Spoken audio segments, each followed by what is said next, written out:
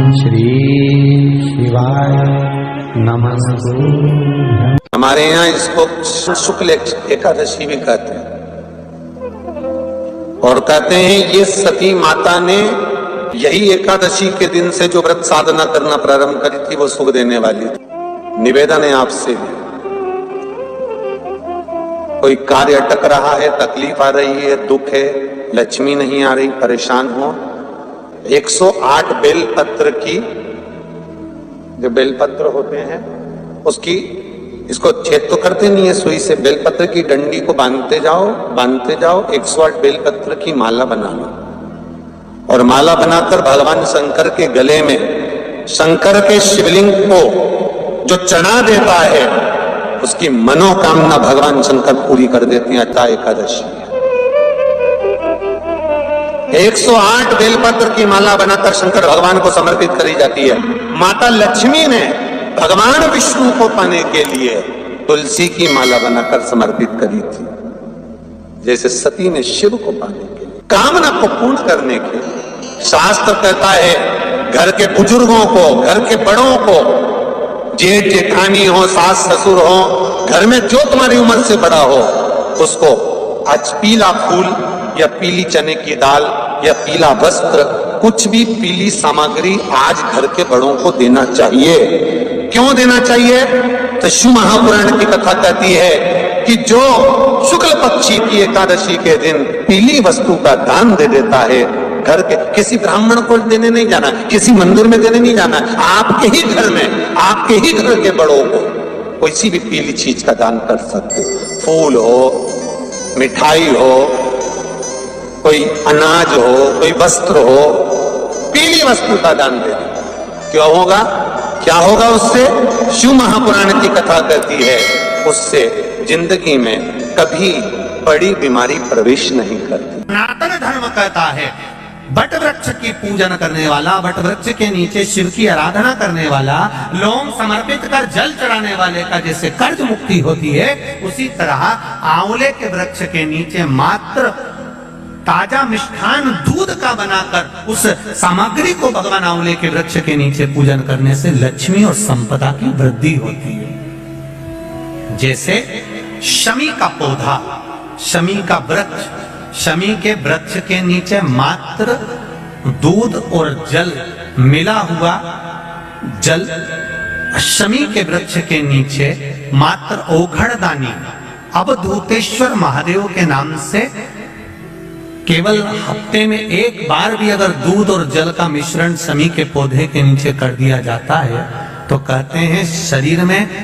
बड़ी से बड़ी अगर बीमारी है, कहीं कैंसर जैसा रोग है या किडनी लीवर जैसा रोग है, कोई भी तकलीफ, कोई गांठ अगर शरीर में हो गई है, तो शमी के वृक्ष के नीचे दूध का जल थोड़ा सा हफ्ते में एक बार अवधूतेश्वर महादेव के नाम से समर्पित कर देने से रोग का निवारण होने लगता है, रोग थम जाता है और आगे नहीं बढ़ पाता और उसका इलाज चालू हो जाता है। सुख का अनुभव।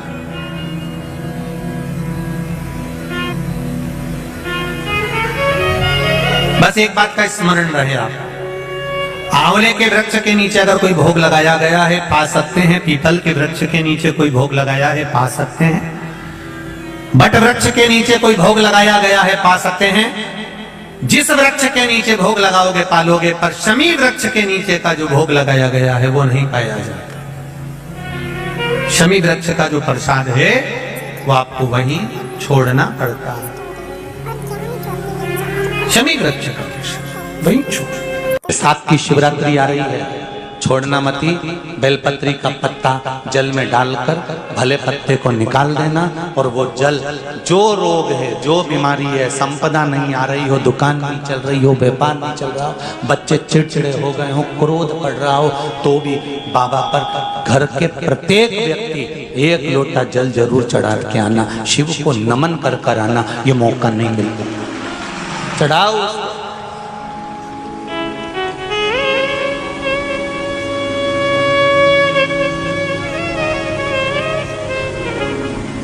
बैसाख के महीने में एक पकवान बनता है शंकर जी का,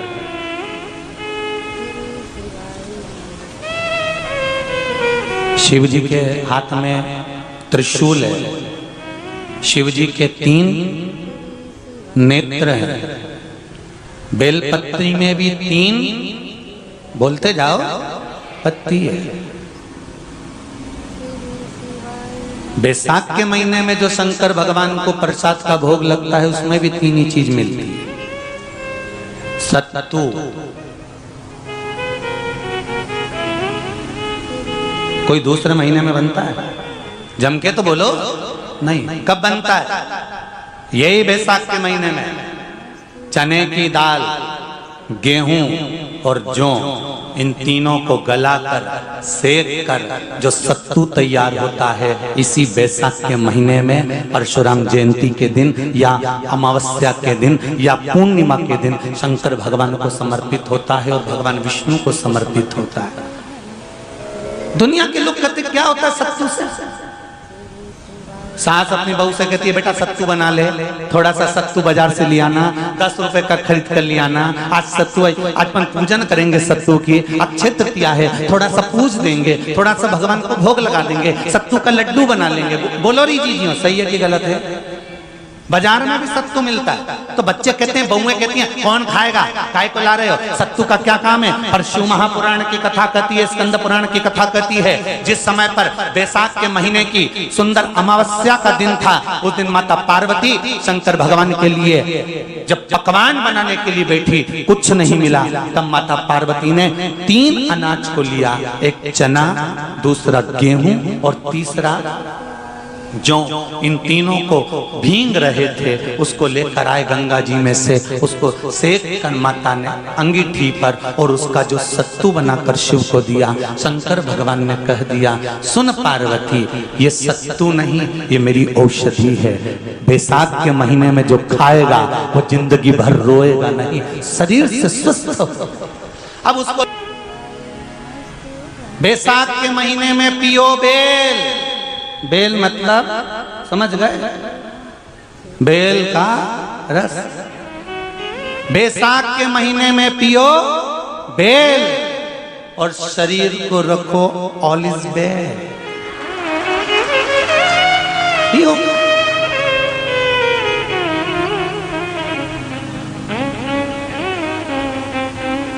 शरीर बेकार नहीं होगा, शरीर बेकार नहीं हो सकता। अब शिव आराधना तो करो। हाँ, जिंदगी की मोड़ पर शंकर परीक्षा बहुत लेते हैं।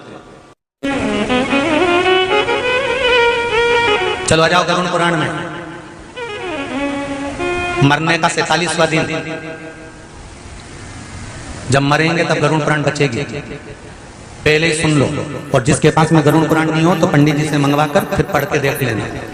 मरने के 47वें दिन, 47 डेज, 47वें दिन किस चीज का दान तुम्हारे सामने आता है? मरने के 47वें दिन। 10 दिन तक तो जीवात्मा घर की अटारी रहती, मरने के बाद 12वें के दिन चली जाती है। उसके बाद में जब 47वां दिन आता है तो 47वें दिन जीवात्मा को क्या दान करा जाता है? व्यक्ति ने क्या पुण्य करा होता है कि उसको नरक नहीं भोगना पड़ता, बेतरणी नहीं भोगना पड़ती, वो सीधे बेतरणी से पार उतर जाता है। वो किस चीज का दान है? तो कहा शिव महापुराण में, गरुड़ पुराण में, कि वो सत्तू का दान है जो बैसाख महीने में करा जाता है।